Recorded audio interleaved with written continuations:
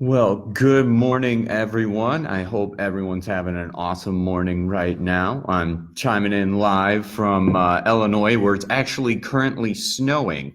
So I don't know where else in the world and in the America, that you guys might be tuning in from. I'm wondering if it's snowing where you're at. But anyways, good morning. Well, I just kind of felt nudged this week. It wasn't something I was planning on doing until maybe about Monday. About just kind of giving some perspectives about Halloween. I don't know about you guys, but I actually think it's an issue that a lot of us face because we all experience the holiday. But it's something that a lot of us actually have a lot of questions about.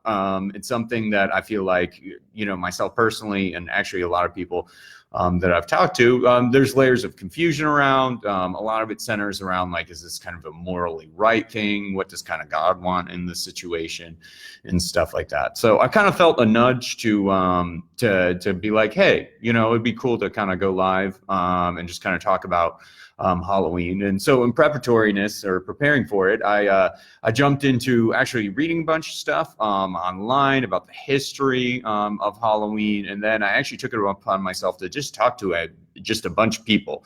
People on staff at the church, volunteers coming in, people, friends and stuff like that, my small group. Without trying to, put any opinion on people or anything like that. It was more just like hey, like, what do you think about Halloween and stuff like that? And I found, oh, hey, everybody, the feed just went up. Good morning, everyone. Yeah. I just kind of found that actually most people, there's kind of a layer of confusion about Halloween around if it's, morally right and what God wants to do. And so just in my, kind of what I want to do this morning is just spend some time just kind of, I guess, diving into the perspectives of Halloween. My goal isn't really even to change someone's opinion very much.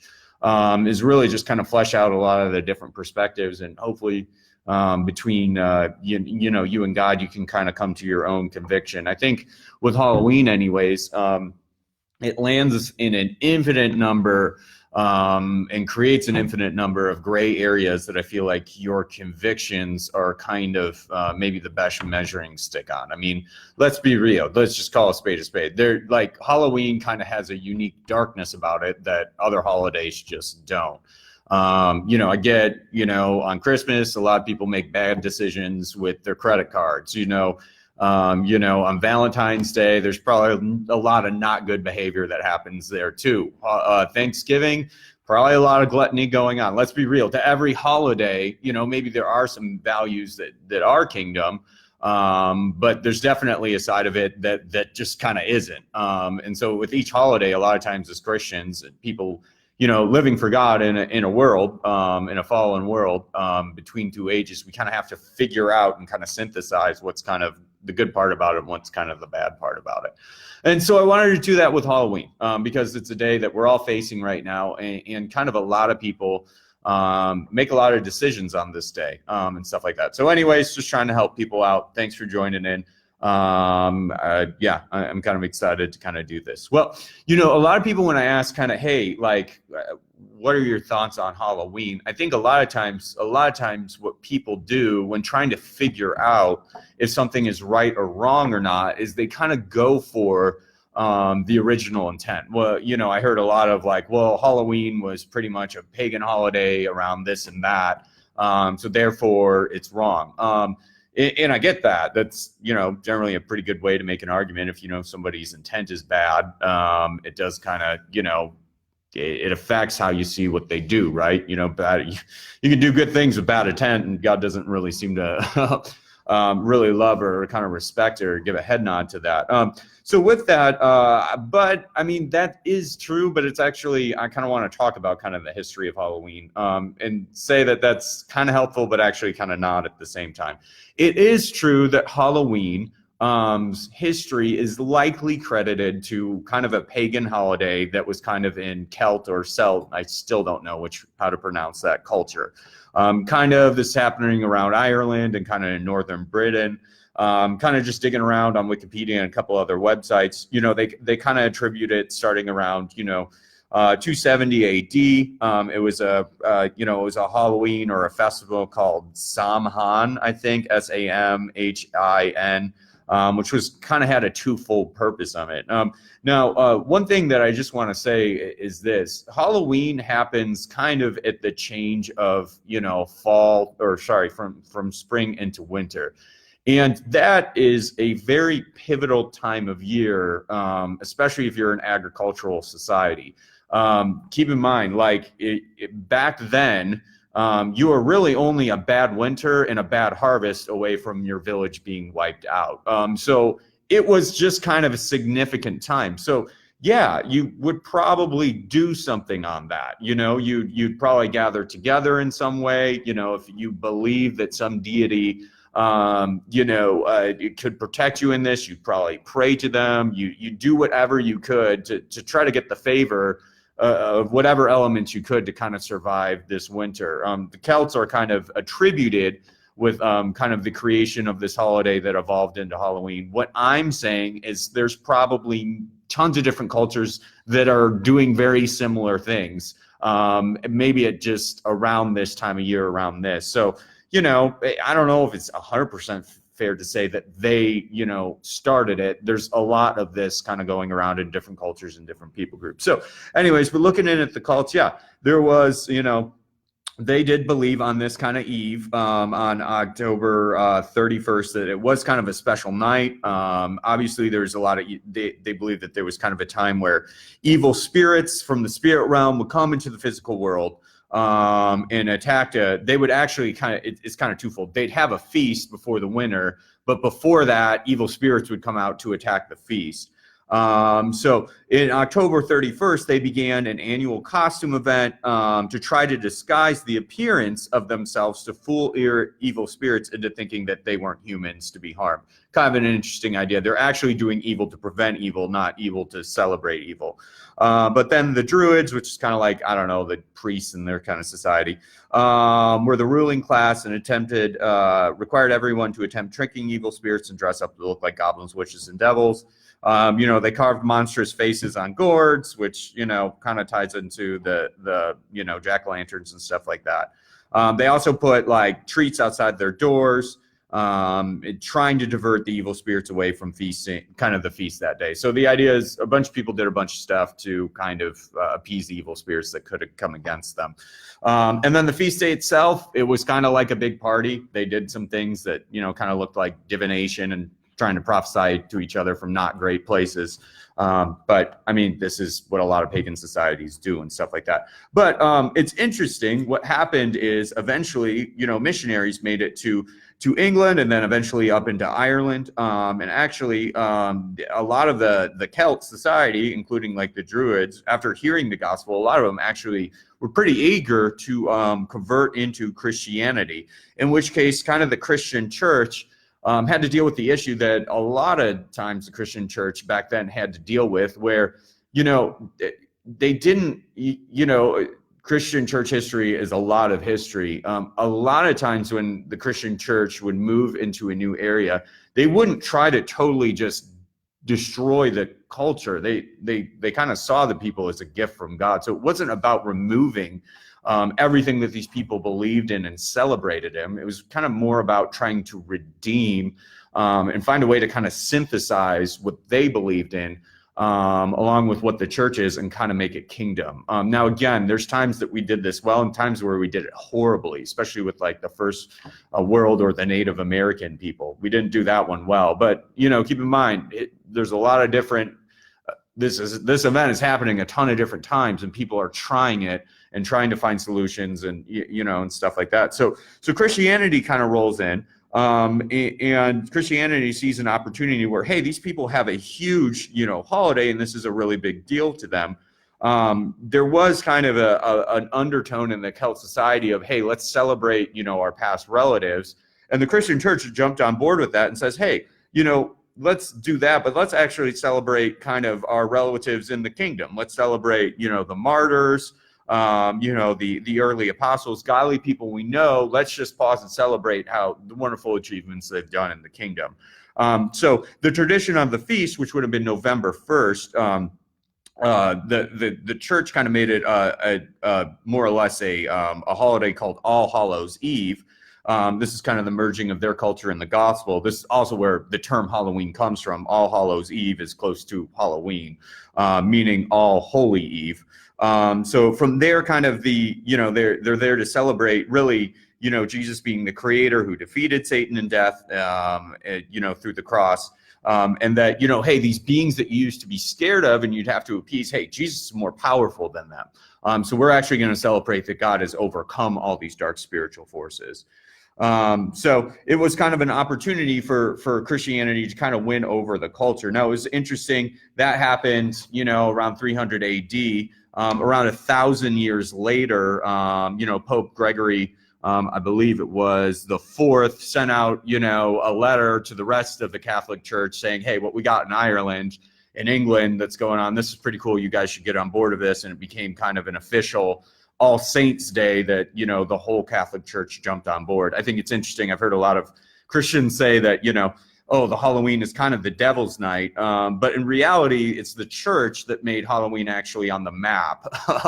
It's actually kind of the church that put it on our own calendar. But so, you could say, well, it was a pagan holiday and stuff like that. And then the church kind of won it over. And yeah, that's pretty true. And you can look at it that way. But I just want to say this, the church has had a lot of history in a lot of wheres and in a lot of whens. And each church kind of has its own worldview that kind of has taken into it. A big part of Hollow Mass is something that maybe some of us would find a little bit strange. Hollow Mass included a lot of times trying to pray people out of purgatory and into heaven. Or praying to various saints for various reasons, for health reasons, for harvest reasons, for blessings, and for protections.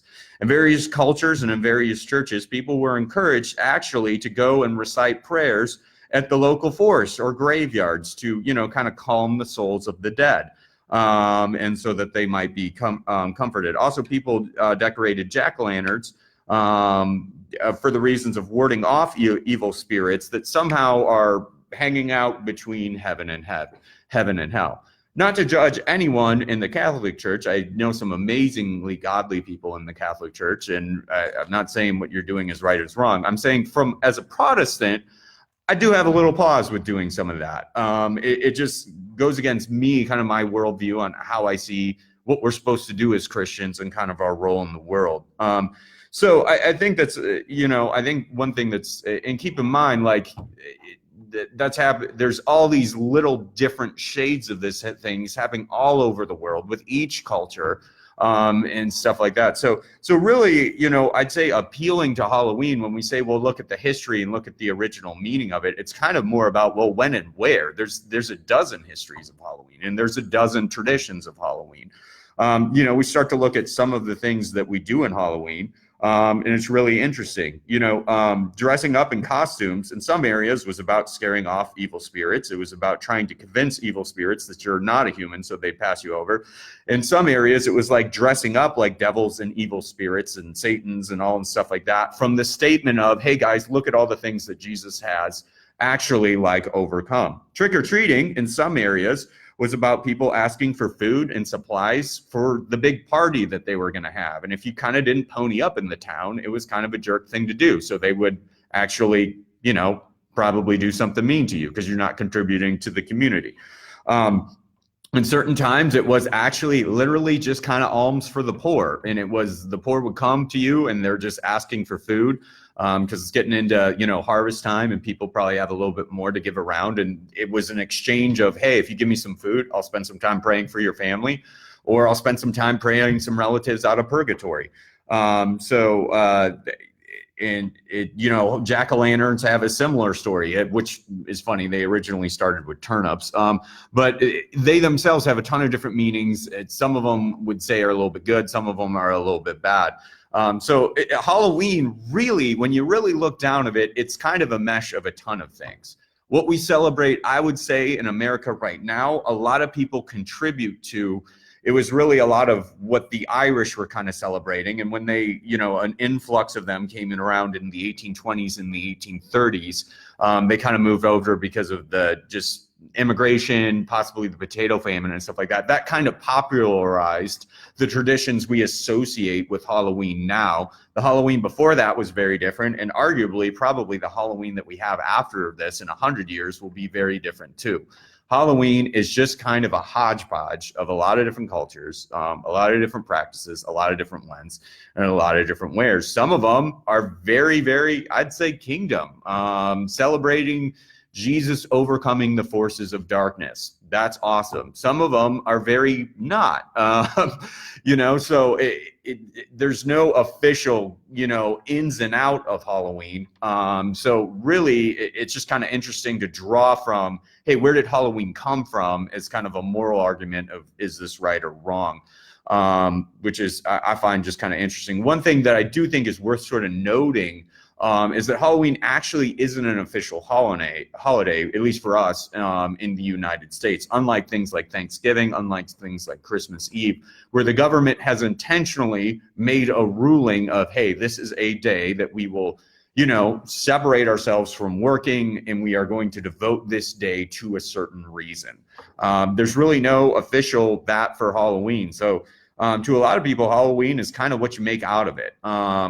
But with that, we can't just totally be like, hey, Halloween is totally relativistic or subjective, because let's be real. There's certain things they sell in the store for Halloween. There's certain things we do for Halloween. There's a lot of things that we simply don't do. You don't pass out Valentine's on Halloween. You dress up in a costume, you go trick or treating, and maybe you decorate your house, maybe you don't, maybe you do all these other things. So Halloween is just kind of a hodgepodge of a lot of things. So after looking at history a bit and trying to figure out and really trying to answer this question, I didn't really feel like history gave me a good solid answer to, hey, is this right or wrong? I think a lot of us just kind of want a bottom line here. So thinking about it and researching after it for a couple days, I was kind of like, all right, God, give me a passage, give me something that I can kind of work with. History, I don't really feel like it's giving me a good thing. And actually the passage that kind of kept coming to my mind is actually the passage in 1 Corinthians 10. And this is the passage actually about kind of an issue that the church was dealing with back then, is like, hey, how do we really handle the fact that a lot of food is actually dedicated to idols? Back then,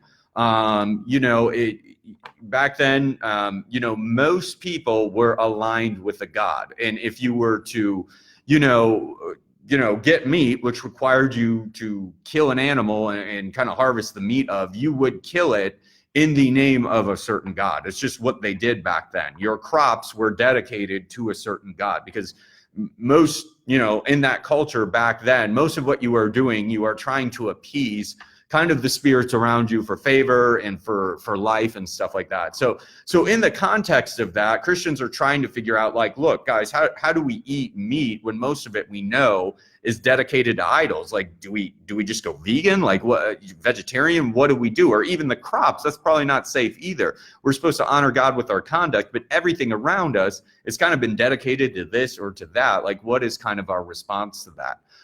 So in the context of that, this is what kind of Paul speaks to. And I think this kind of applies to Halloween, because Halloween is something that has undertones of a lot of different things spiritually. And so, how do we kind of react to that? So just kind of picking up in verse 14 with this. Sorry, I didn't have a way to do this other than directly just kind of reading the verses and doing exegesis. Sorry if this is getting a little bit long. Hey, if you got to go to work, go to work. You can watch this later. I'm going to post it.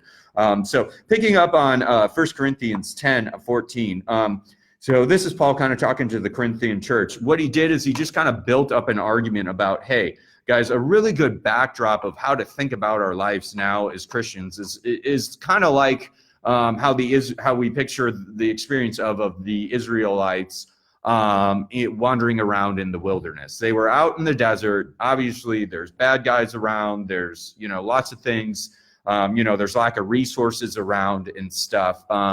And God has kind of promised to get us through this. He's going to win the battle over time. And that's kind of, Paul is saying, hey, because the situation you guys are in the Corinthian church is a lot like them. You guys are, Christians in a society right now that is pretty pagan. You've got, people trying to persecute the church. Maybe the government might come against the church at some time. But God is kind of that cloud that if you stay under it, you will be okay. So you should think about it in that way. So with this, picking up on chapter 4, picking up on verse 14, again, I'm reading from 1 Corinthians chapter 10. It says, "Therefore, my beloved, flee from idolatry.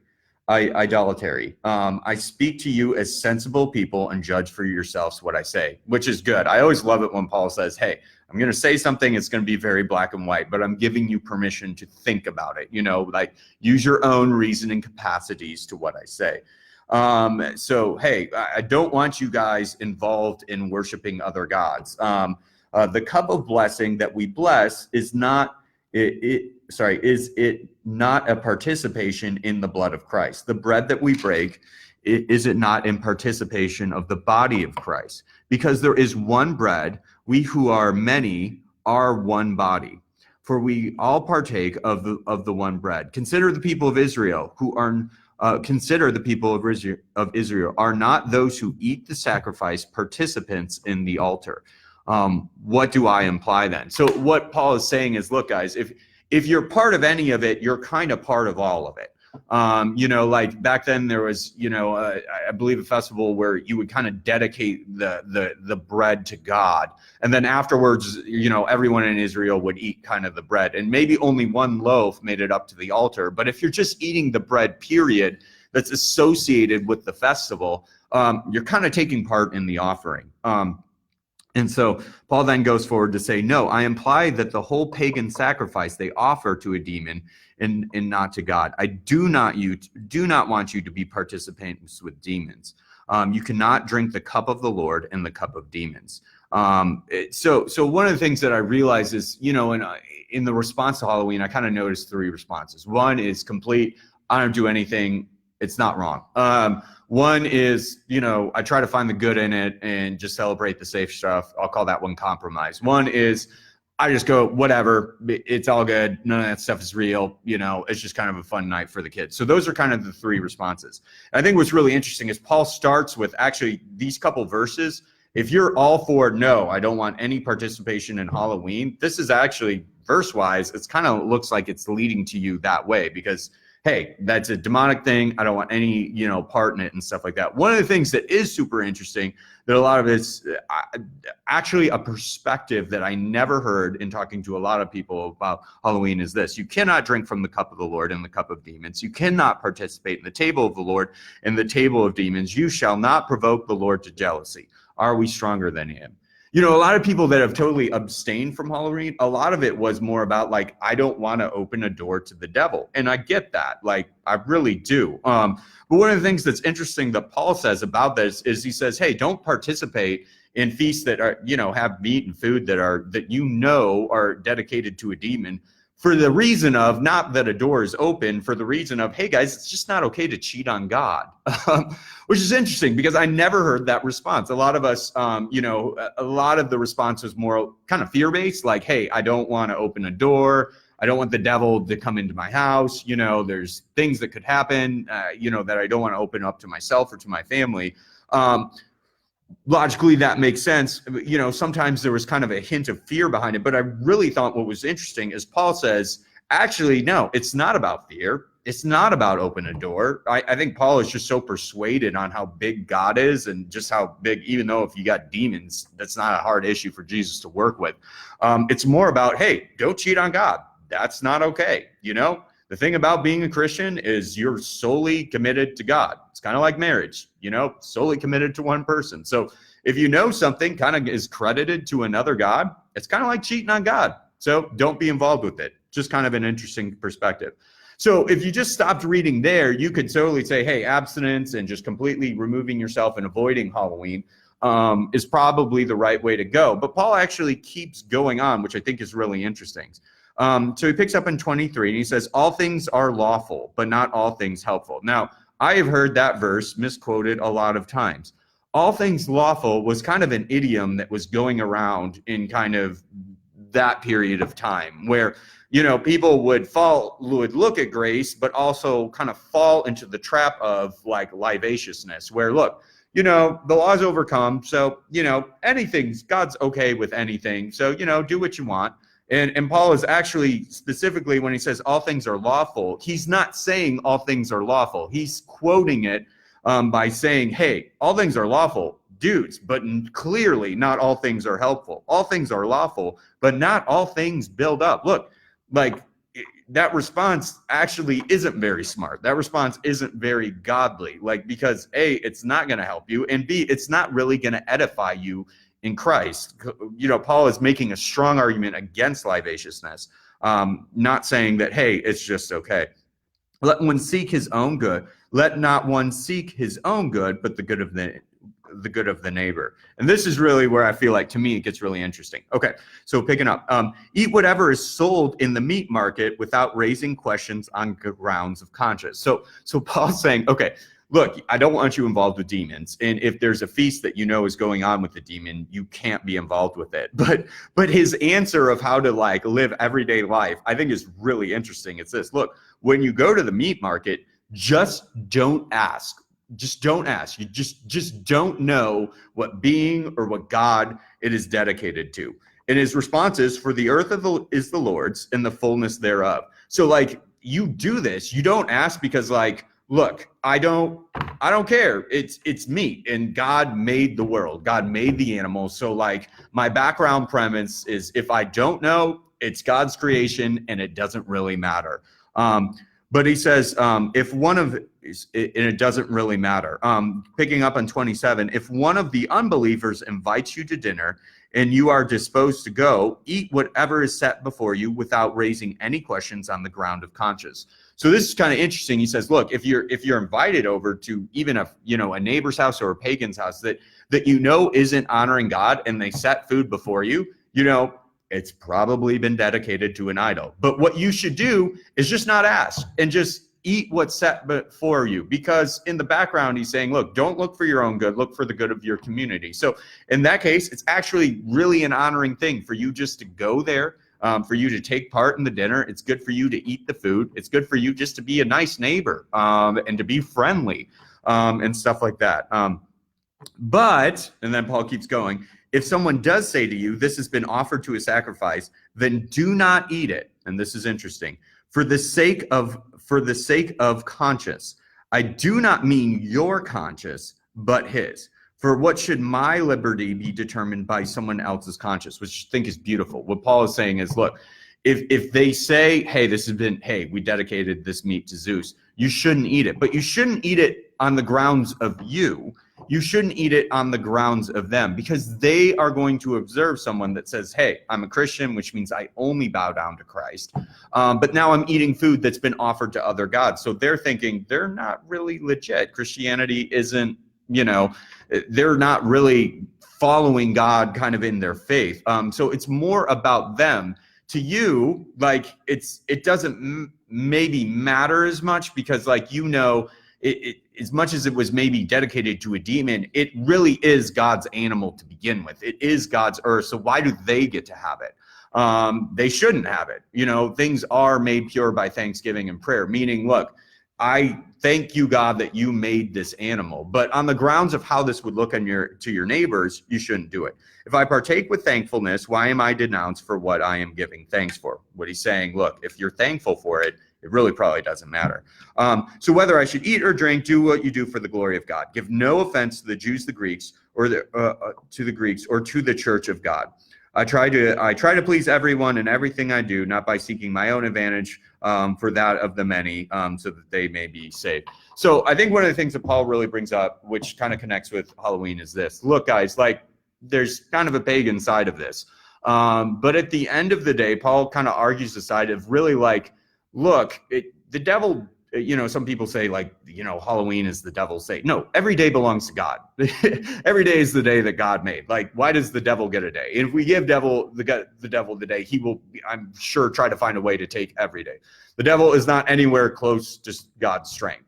He was not the strongest of God's heavenly host. He's just the one that was probably the best at lying and convincing others.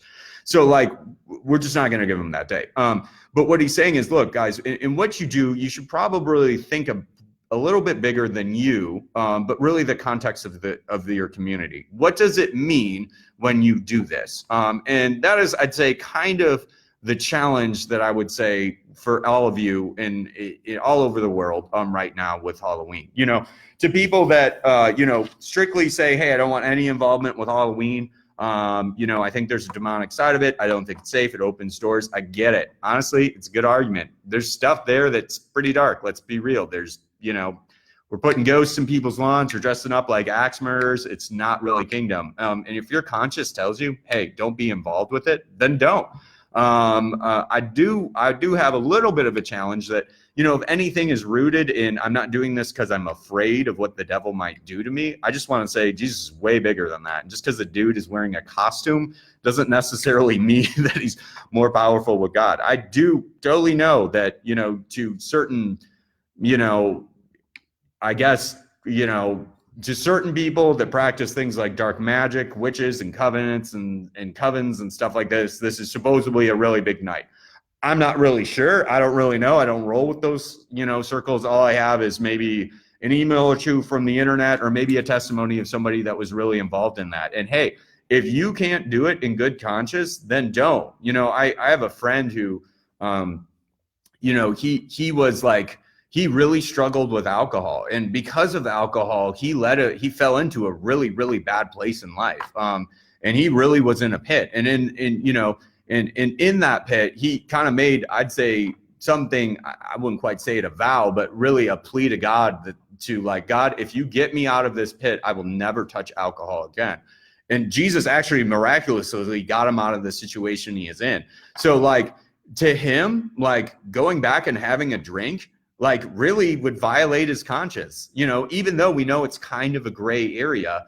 To some person it would be okay, but to him it's wrong. And honestly, I totally get it. And I think what he's doing is totally right. I even feel wrong just having alcohol around that guy, kind of a thing, because, to him, it's between him and God. And if God, if you have a background with this stuff, and Halloween, any involvement of it kind of feels like you're getting close to that, the stuff that God sets you free from, by all means, I think you're totally right in not doing anything with it. I totally endorse that. I would just argue, if your motivation is fear to not get involved, I just want to say, I think God's bigger than that. There's no area, where biblically it says, hey, fear the devil. I think it's be wise about the devil. Don't participate with the devil. But fear, I don't know if is ever kind of an appropriate response. And I say that, but to the other side, to the people who say, oh, it's okay, it's whatever, it's just kind of kids play. I would say this, no, there's some real darkness behind this stuff, guys. I've been involved in deliverance ministry, and even people that have just kind of messed around with, stuff like Ouija boards or, whatever, these little forms of, divination or witchcraft that some of us think are really innocent, they really feel like that kind of affected them in a way. And, they, in a way, had to kind of pray through some agreements with stuff. I don't know if, decorating your houses with bloody skulls and witches and vampires and stuff like that is really the most God honoring. And, you're spending real dollars and putting real time and effort to make your house kind of look like hell. So maybe going overboard. But I find that most people kind of found, kind of areas of compromise with it. I think that's where most of us land. If you dress up your kids, you dress them up as something safe. A cowboy, a Disney figure or something like that. But even Disney figures can be a little bit of a gray area. Frozen is pretty fun and a lot of kids like it. But, I know one of the main characters has, kind of magical powers. So even that could be a little bit gray. I think for all of us, I think, going with your conscience of is probably the safest and best route. My encouragement is always, though, this, what are you really celebrating? And what does that really say to the community around you? And it even gets even more complicated with kind of the cultures around you. I spoke to someone that kind of comes from a Latino culture, and Halloween has a lot of kind of merges with kind of the Day of the Dead. So to celebrate Halloween, you're kind of giving a head nod to, I'd say, something that is a little, a little bit more dark and stuff like that. And so to you, if you're coming from that background, I totally get it. I personally try to think about what this Halloween means to my community and really my neighborhood, period. And to me, I actually feel kind of a little bit of a conviction to celebrate Halloween. I live in the Midwest. I live in, central Illinois. I live in a community where, by or less, I live, less than a quarter of a mile away from people in every direction, but I rarely interact with my neighbors.